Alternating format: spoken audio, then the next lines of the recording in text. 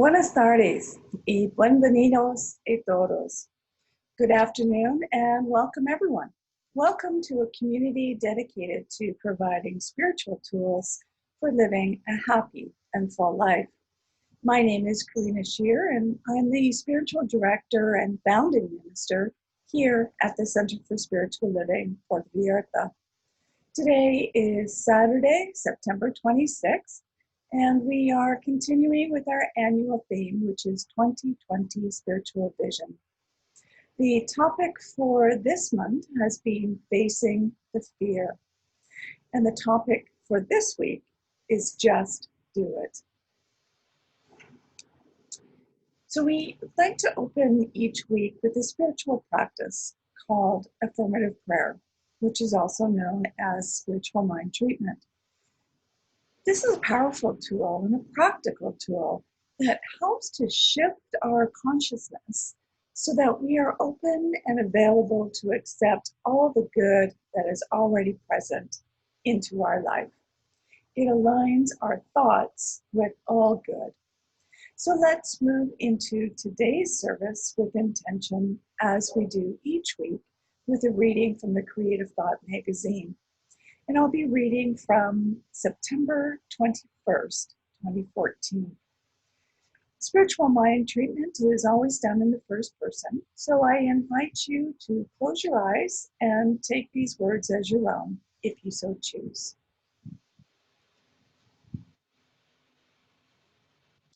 Ernest Holmes says, "The mind of God is infinite. The mind of man is some part of this infinite creative mind of God. Therefore, the mind of man is as infinite as is man's capacity to understand his true relationship to God or Spirit. I live in infinite potential. In the awareness of oneness and with the power and presence, I live in the consciousness of infinite potential, opening my mind to new vistas of living. As I align my thoughts and feelings with expanded possibilities, I allow myself to see new visions and new ways of being in the world. I am now open to infinite mind moving through, in, and as me, creating within me a greater consciousness of peace, harmony, joy, creativity, prosperity, and love. Knowing that I live in infinite potential, I refuse to accept any limiting ideas of myself or others. I gently embody my new world in ease and grace without any sense of struggle or strain. As I live in my ever-expanding potential, I joyously embrace the delightful effects of my new thinking as it shows up in my world. Accepting this truth as being completed in divine mind, I gracefully let it be so, and I release it. And so it is." And that was submitted by Reverend Nancy Fagan from Jacksonville, Florida. So now let's review our purpose, vision, and mission statements.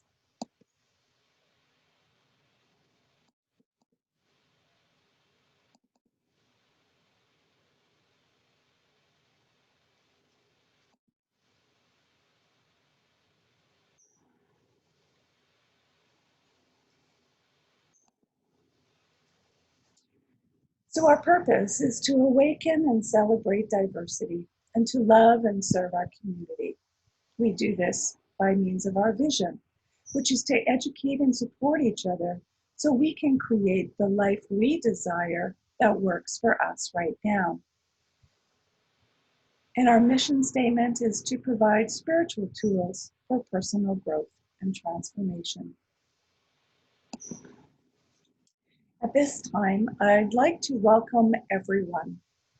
Please know that everybody is welcome, whether you have been to a Center for Spiritual Living or the center here in Puerto Vallarta, or whether this is your first time. It doesn't matter what your background is, where you come from. but most that you are welcome. Please know that you are valued and welcome here at the Center for Spiritual Living Puerto Vallarta.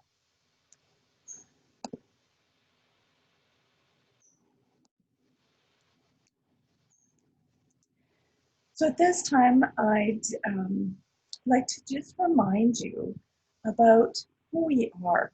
We teach a philosophy called the science of mind. It's a teaching based on new thought and ancient wisdom. And we offer spiritual tools and principles to promote personal growth. And like I mentioned earlier, we honor diversity in all aspects so that we can see and appreciate the great oneness that already exists everywhere and within everyone. So each week we offer a spiritual service with an inspirational message. And normally this is done in a downtown restaurant in Puerto Vallarta, but we are still required to wear masks when we go out. And also, due to my mobility challenges post-surgery on my knee, we will continue to have these services via Zoom here in my home. So, mi casa es su casa. Welcome. And we look forward to once again meeting in the restaurant downtown, which is a mom and pop style restaurant with traditional home style Mexican cooking. And hopefully in another month, we'll be able to start attending. But regardless, whatever the date is that we start showing up in person again, we will keep you updated with that information on our Facebook page and our website, as well as mentioning it here the week before. So if you have any questions or comments, you can post them wherever you are watching, whether it's on Facebook, Zoom, or YouTube, or on our website. Or you can email me, and all that information can be found on any one of those websites as well. So this month, we have been focusing on facing the fear. The first week, we questioned our faith. The next week, we looked at skepticism, doubt, and faith. And last week, we looked at the difference between having faith and being had by faith. And this week, we look at just doing it, facing the fear, doubting the fear, and facing our faith by just doing it. It's said that faith can move mountains. And if that is true, is it the faith itself, or that faith has moved through the one that is being faithful? When faith inspires, we are called into some sort of action. And as a minister, it could be through prayer, pastoral services, service to the community, or some other creative action. For everyone, it could be diving into something new, something unfamiliar, but taking action outside of our comfort zone. The point is, when we block or hinder and we're outside of our flow of faith, then we're stagnant. And rather than flourishing and thriving, we get stuck. Faith without works is dead. And faith with works of love, service, truth, therefore, is life. So I'd like to share this quote, and it's from her book, My Grandfather's Blessings, Stories of Strength, Refuge, and Belonging. Rachel Naomi Remen said this: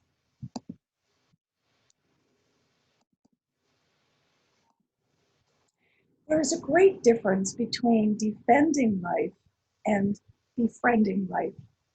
Defending life is often about holding on to whatever we have at all costs.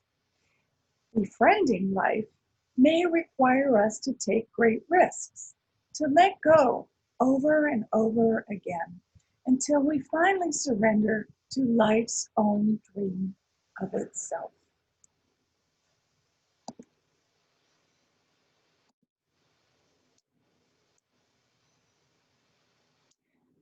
So, as I said earlier, action is vital to faith. It's easy to have faith if we simply sit in a room, tucked away in our comfort zone, in our own little world, away from everything else. But true faith requires activity out in the world. And since we've been sheltering in place, since I've been here safe in mi casa, I've been watching a lot of YouTube videos of America's Got Talent, American Idol, and X Factor. Can you imagine being a contestant in front of a huge live audience, thousands of viewers online? When normally you're performing in front of perhaps just a few friends or family or a small gathering. Well, I'm sure it's had to take some level of fear, or that they've been in some level of fear, stepping out into that new platform, that stage. Yet they did it anyway. And for many of us that were used to offering our spiritual messages in person, and now we've turned to being online, we've had to learn a few new things, like Zoom and presenting in front of a camera. So myself included, many of us have taken some mini courses and learned from others and practiced and then taught others. This is the use of the law of circulation. And it requires both inward and outwardly focused activity. Dr. Ernest Holmes argues that when a man's thought rests entirely upon himself, excuse me, he becomes abnormal and unhappy. But when he gives of himself with enthusiasm to any legitimate purpose, losing himself in the thing which he is doing, he becomes normal and happy. Only as much life enters into us as we can conceive. And we conceive of life in the larger sense only when there is complete abandonment to it. Let the one who is sad, depressed, or unhappy find some altruistic purpose into which he may pour his whole being, and he will find a new inflow of life of which he has never dreamed. And that comes from the Science of Mind text on page 440. So we must let go of those fears and just do it. So let's look into this a little deeper with 3 key points we're going to discuss today. Number 1, an often used term, treat and move your feet. Number 2, selfless service is the next stop. And number 3, conviction is strength. So you've probably heard that statement many times in the past throughout this teaching. Treat and move your feet. In the Christian Bible, it teaches that faith without works is dead. Judaism teaches that action is what counts, not intention. We just can't think. We must do. And I remember that quote by Yoda: there is no try, we must do. And it's not enough just to post on Facebook or Instagram or Twitter or any other of those multimedia apps that we are so used to relying on. But we must get out into the world and be of service to our local community and to the greater world. If it matters enough for you to post about it in social media, then it should matter enough to get out and do something about it that will make a difference to truly make this world a place that works for everyone.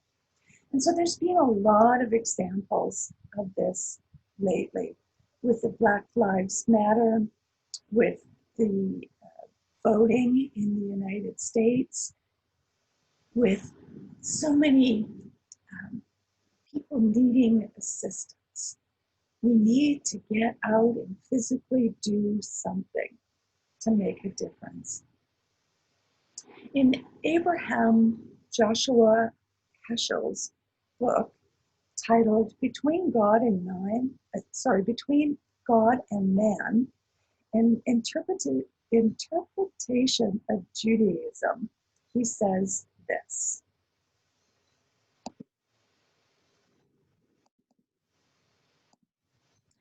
the world is torn by conflicts, by folly, by hatred. Our task is to cleanse, to illumine, to repair. Every deed is either a clash or an aid in the effort of redemption. God is hiding in the world, and our task is to let that divine emerge from our deed. I'm not sure why I have a quotation mark after that. Perhaps something for us to think about, to ponder. So our next step is selfless service. And we've all heard of the slogan used by a particular brand of sporting good, and I'm sure you've heard it often used just in everyday conversations. Just do it. This concept of just doing requires seva, or selfless service. Service that is done without regard to personal compensation or spiritual remuneration. It's not just doing something in the hopes of getting something in return. It's doing it out of love. And we just do it. Service with the hope of getting something in return comes from fear and not from faith, because it's a form of bargaining. I will do something if I get something in return. And that's not what seva is. Again, we must do it for the good and love of the greater good. So Dr. Ernest Holmes said this: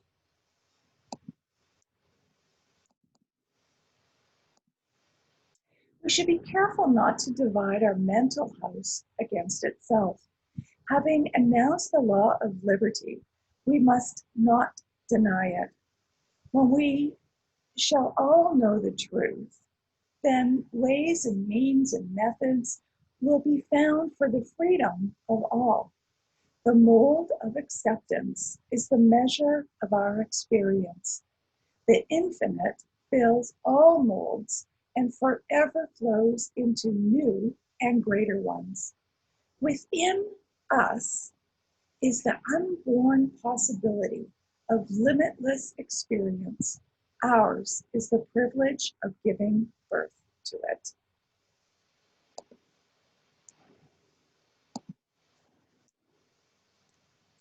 Which brings us to our third and final point. Conviction is strength. Dr. Holmes argues that true faith is so convinced of its own goodness that nothing can sway it.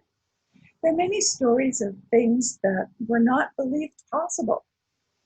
The sub 4-minute mile, the sub 2-hour marathon, all the things Simone Biles can do, splitting the atom.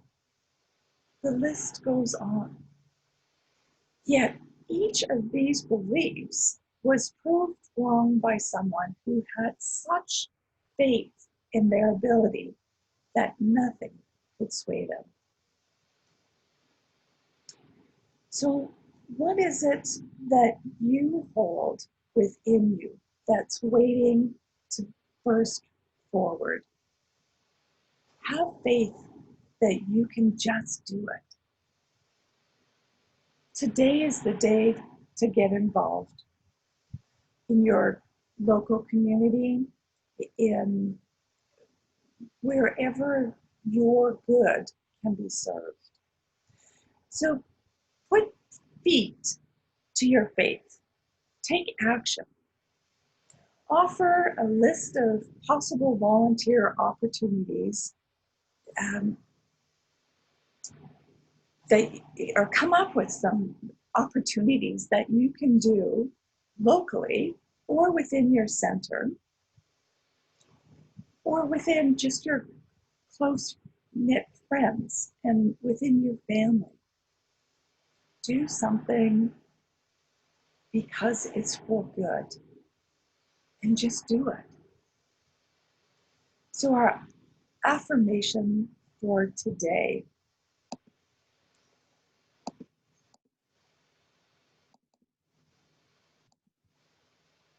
today, I act in ways that affirm the inherent goodness of all.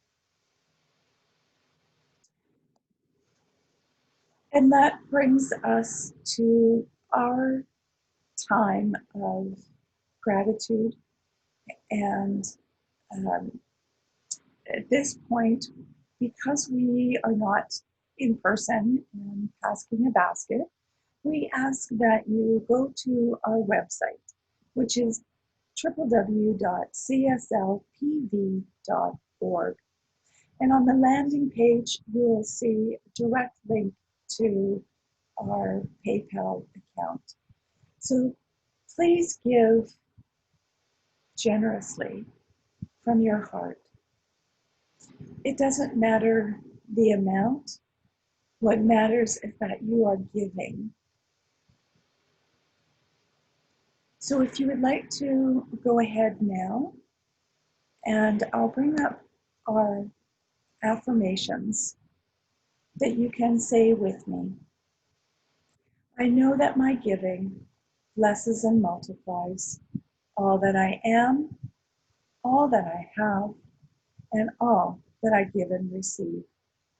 I do give eternal thanks for the abundance that is mine to share.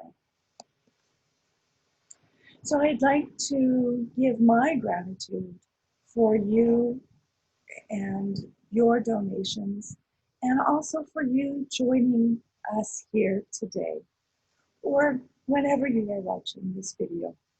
So please know that you are a gift, you are a blessing, and you are loved and blessed in return. Namaste.